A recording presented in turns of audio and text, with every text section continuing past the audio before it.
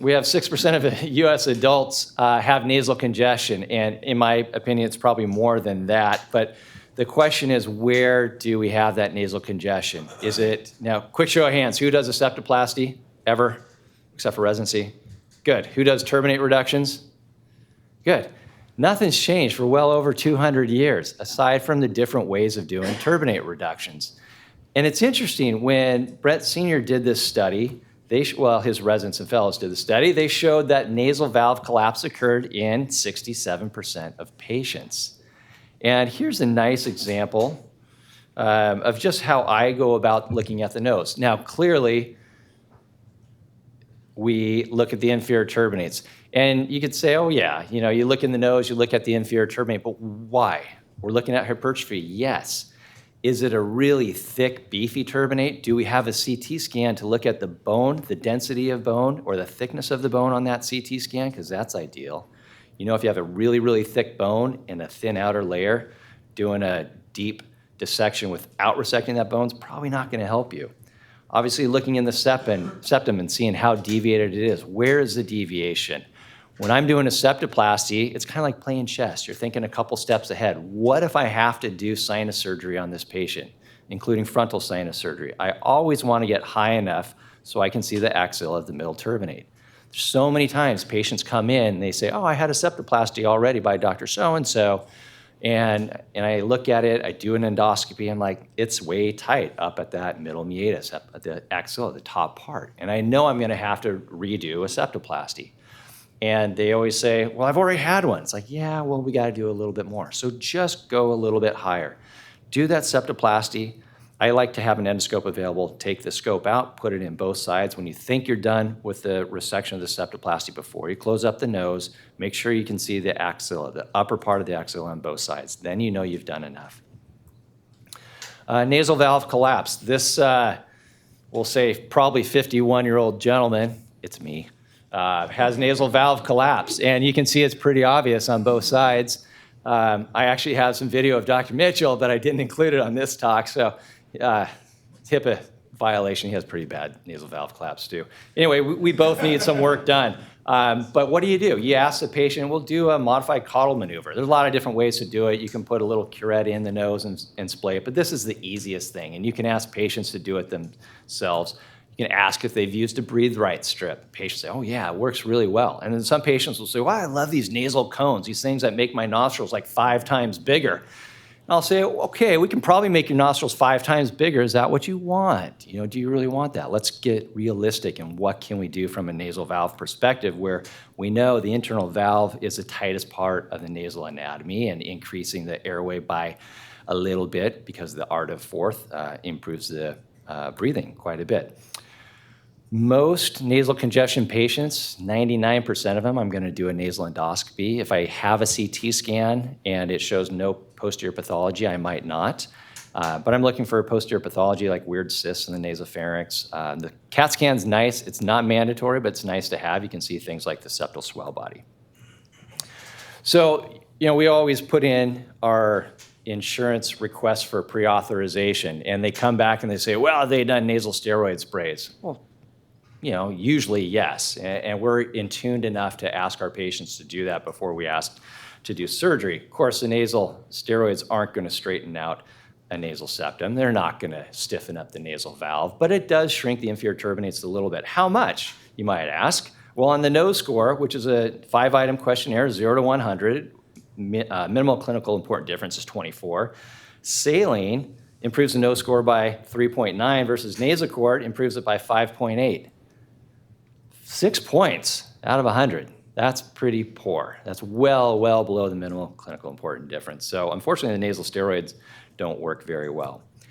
So now you're thinking, all right, what can we do with this patient? Well, easy to take him to the operating room and do a septoplasty and turbinate reduction, but what else do we have? It's 2024. Things have changed in 200 years. So we have radiofrequency ablation procedures for the nasal valve. We have a lateral wall absorbable implant. For the septal deviation, there's closed septal balloons to outfracture the inferior turbinates. I'll show you an example of that. And then to address the septal swell bodies. We now have research that shows that independently addressing these 3 different areas all help. What's interesting is we don't have research that looks at doing all three things at once. We just have the independent ones. And why do we do that? It's because you need to do that independent research to get the CPT codes. So moving on, this is the only device available right now for RF of the nasal valve. It's 60 degrees Celsius, doesn't burn the tissue, there's no smoke. Anybody used the Aaron Medical device before? Okay. It basically, I describe it to patients on the turbinates as it shrinks the vascular flow voids. It kind of takes that sponge and shrinks it down. And it also does stiffen up the nasal cartilage. I most commonly do it with patients awake in the office, but if they have nasal valve collapse and I'm doing sinus surgery and they have congestion, I'm going to add that to the sinus surgery while they're asleep. I use just local anesthetic, 10% tetracaine gel for the Vivera portion. I do inject local anesthetic anteriorly if you do it right, and most importantly, if you give it time to work, the average pain should be about a 1 out of 10. This is just one short video of what it looks to use the Vivera anteriorly, and you can see how shaky the endoscopy is. It's because you're holding it right at the nostril. I don't use an endoscope when I do this on patients. I just use a headlight. It's so I can see better anteriorly, and the posterior part is by feel, and I don't have to charge the patient for endoscopy. Does it work? For 4 years, it works. We now have 4-year data on the Vivera procedure, and the amount of improvement is quite significant. A nose score drops on average 81 down to 26. So that's substantial for an in-office procedure that with anesthesia should take about 30 minutes. The implant, anybody here used the Latera implant before? Yeah, it's a really nice option for more severe nasal valve collapse. You can do it in the office or in the operating room. If you're going to start picking it up, I highly encourage you to probably do 2-3 dozen in the OR before you transition to the office. It does dissolve, but the research shows it continues to work. The trick is to pick your patients correctly. You want people with obviously a positive caudal maneuver and people with thick skin. There's a risk of show, meaning this is a fork. You can see it here. It looks like a little fork on the end of a toothpick. If you pick someone with too thin a skin or you put it too superficial, the patients can see it, they can feel it, the eyeglasses will rub on it, and it's quite annoying. So also has a chance of infection and extrusion. It works though. If we look at the 3-month follow-up data, it takes the nose score from 77 down to 35, which is really strong for a simple procedure. If you look at the sham though, I thought this was interesting. This was one of the original studies that looked at it. The nose score dropped from 77 down to 55. So just by putting the catheter, the needle, into the space and not deploying the device and then withdrawing the needle, it created enough scar tissue to have a significant impact on that patient's breathing. Turbinate reductions, there are so many different ways to do it. They all work. That's the bottom line. Some crust up a little bit more, some take tissue. A lot of my friends will use a blade. They feel it gets more tissue submucosally. I unfortunately had a couple bleeds back at the UW using a blade, and so I got away from the blade. And I personally like coblation. I have no relationship with those companies, but I like the idea of ablating tissue and cauterizing at low temperature at the same time.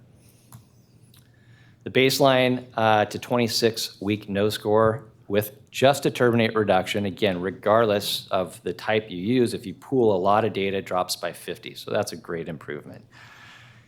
I was doing a eustachian tube balloon dilation and with one of the reps, and the patient had a really tight septum, and he said, "Hey, do you want to use this track balloon?" And I'd always wanted to use it. It's a relatively new thing. This is designed to do a closed septal reduction. And I said yes, and this is an example, a different patient, but this is what it looks like. Here's the septal deviation to the right. It's not that bad, but it is in your way, and it's a little bright. Sorry about that. Can we dim the lights at all up front if we can? That'd be great. But you can see on the left side, it really helps, I think more than anything else, push the turbinates laterally. It's a nice, easy way to do it. I use tetracaine gel. I do inject the turbinates when I do it. The worst part is there's this pretty strong crunching sound, and it's just the plastic as it inflates. It's not so much the bones. My friend Doug Ray sent me this CT scan before, and there's after doing the track balloon, and that's all it is. And you can see that it does help lateralize those inferior turbinates. There was no turbinate reduction done on this one. And then finally, it wouldn't be complete without talking about acoustic resonance therapy. So this is new. It's something you should be aware of because your patients will ask you about it. And there's two devices. There's one by Sanu, and it's this headband that delivers this vibration energy to the skull. And over time, they did a study, 15 minutes twice a day for 2 weeks. Their outcome measure was a total nasal symptom score, and it showed a significant drop from 6.6 down to 3.8. So that is a significant improvement. Again, no medication, just sticking this headband around your head and letting it vibrate on your head for a while, every day, twice a day. Similarly, and it's interesting, the sham procedure didn't work, but this is by Sinusonic, and it's this device that you stick on your nose and you breathe in and out through your nose while it vibrates at certain frequencies, and they also had a significant improvement on the TNSS from 7.2 down to 3.5. Or the nose score, which we know a little bit better, dropped from 50 down to 23. We don't know if the impact of this lasts long term. That data hasn't been reported, but certainly temporary, while patients are doing this, they can. These are two things, they're off the shelf. They don't need a prescription, and you are gonna hear about these or have questions asked by your patients. Now, there's certainly no complications that can occur with these things. It's not going to straighten out a septum. The thought is that it will help shrink the inferior turbinates magically. I don't know how, so I wouldn't ask me anything beyond that. And then finally, the challenges we face. This is a caudal septal deviation, right? This is the hardest thing for us as rhinologists who don't have facial plastics training background. The caudal deviated septum is challenging. Tell you there's a company right now doing a clinical trial. We're participating in it. That's using a neat little device to straighten that out and stiffen it up, and we'll see if that works out long term, but it's not, hasn't been released yet. And then finally, there are some noses out there that you just got to send to your buddy who's a facial plastic surgeon, and he or she hopefully can make them breathe better. And we all think that that's the gold standard, right? That's how as good as it gets, but how good is it? There's a neat study that shows results of open septal rhinoplasty, and it took a while to find this, but looking at just the nose score, again, 0 to 100, it did really well. It dropped from 74 down to 16. Obviously, that's a huge improvement, but what if we compare that to the things we've talked about? The RF treatment, meaning Vivere, to just the Vivere, the nose score dropped from 81 to 25. The Latera, nose score dropped 77 to 35. These are huge differences, pretty similar to functional rhinoplasty without the fun of the bruising along the nasal dorsum, wearing a splint, taking a week or two off from work, saying you're in Hawaii, but you're really not in Hawaii. So again, I had a really fun talk at the Academy, one of the great debates, and I had the joy of debating one of the facial plastic surgeons, and so we went back and forth about this. So I encourage you just to know this data, to appreciate it. There is certainly a role for functional rhinoplasty, but the role of being able to do things to our patients and helping them out in the clinic has changed. So you need to identify the source of the obstruction. Consider doing these in-office techniques. Your patients will love you. They're out and back to work the next day, and then join the ARS and the rhinologist in private practice section. Thank you very much. Any questions?